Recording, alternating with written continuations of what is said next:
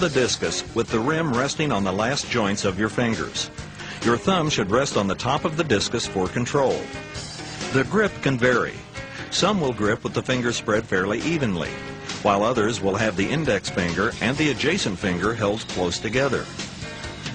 In the power position, your rear foot supports your weight and is placed in the middle of the ring at a 45-degree angle. The toe of the front foot is in line with the heel of the rear foot. Your stance is a little wider than shoulder width apart. Hold your right arm high and as far back as possible. Your left arm should come across the body. Flex your rear leg, keeping your head in natural alignment. The preliminary swing helps you overcome inertia and develops the rhythm of the throw. Give your body maximum range of motion and swing the discus as far back as possible. Supinate your hand slightly at the end of the backswing. Use your legs and hips to generate force while your throwing arm acts as a whip. Your leg action is forward, rotational, and upward. The throwing arm drags behind your body. It should remain straight and move through the largest radius possible. Turn your left side foot and knee counterclockwise. Move your right leg around the other vigorously. It should continue to move until you get to the center of the circle. Jump turn off the weak side leg as the right leg moves to the middle of the circle. Your body will be at maximum torque position with the discus at its highest point. As your right foot lands in the middle of the circle, it continues to turn. Your left foot lands immediately after it in the front of the ring. At the release, the path of the discus must be parallel to the path of your body.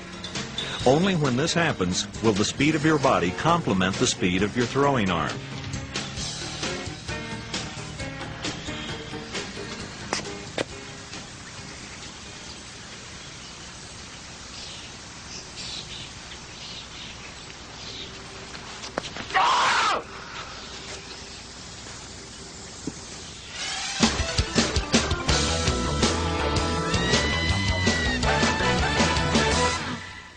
Drills are important in learning the throws.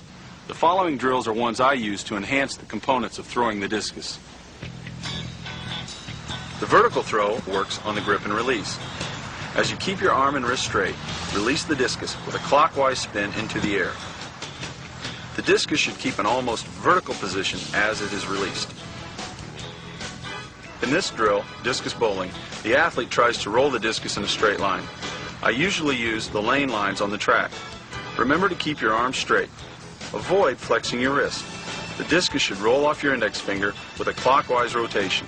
The purpose of this drill is to learn the proper hand placement and correct release characteristics. The two turns and throw drill works on rhythm and keeping the discus in a back and torque position. The athlete will start facing the direction of the throw, run in a linear direction executing two turns before throwing. If you can complete two turns and throw the discus using 1.5 turns as you do in an actual throw, will be much easier. This drill should be done on the track or other location that will allow two complete turns. The 1-2-3 drill works on movement in the back of the ring. Keeping the left foot on the ground, the athlete moves the right foot through the proper positions of an actual throw. Positions 1, 2, and 3 are a step-by-step approach to balance at the start of the throw.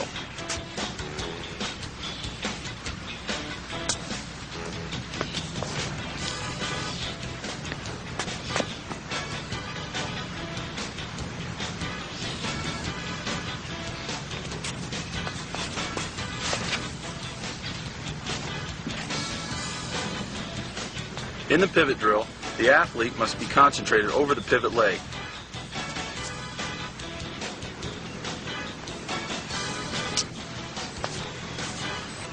Being able to complete more than one pivot in a sequence can greatly enhance the athlete's ability to rotate in the middle of the throw.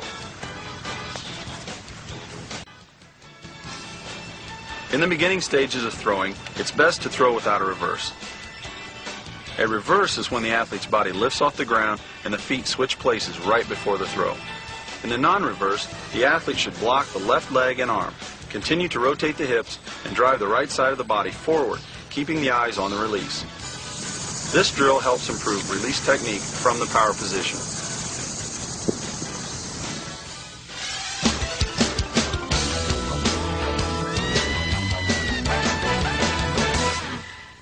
Technique in the discus is crucial. Being off can mean a disastrous throw. The emotional state of the athlete should be aggressive, but in a controlled manner. The athlete should get psyched for a competitive throw, but this state of arousal should be focused and result in smooth, fluid, relaxed speed and rhythm.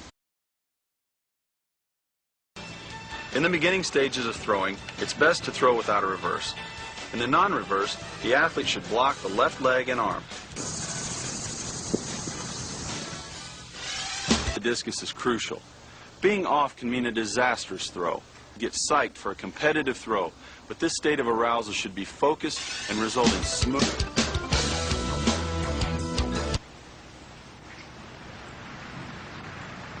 American grip, which is with the index finger wrapped behind the cords, parallel with the javelin, and the fork grip. The javelin, choose one of the grips. This causes real inconsistencies in your delivery. Slightly inward. The most widely used around your body is the foot. Extend your left leg.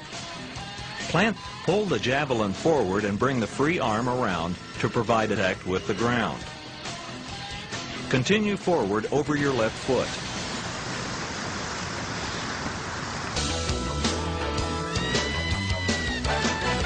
Our athlete here at Indiana University. She was all Big Ten 3 times, feet. Now we'd like to demonstrate some javelin drills.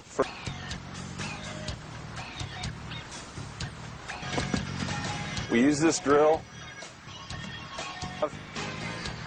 popping the hips forward to lead to causing as much separation between the front leg, in this case the left leg. We usually would do somewhere 2 to 3 sets. This is the line drill, working on, can be done on the track or along the side, anywhere where there is, and progress into a jog with the same positions of the javelin in relationship to the javelin and the body. As much comfortable feel for the athlete with the javelin in their hand as possible. Right arm straight, left arm up. Trying to separate the throwing arm from the left hip. Initially, for a beginning thrower, I would suggest the jog. This drill, very elite throwers will still do it as a warm-up, 10 to 15 meters, 3 to 5 times. The athlete can add more and more speed to this drill. Javelin, simulating the drawback phase in a real throw. This is a hurdle drill.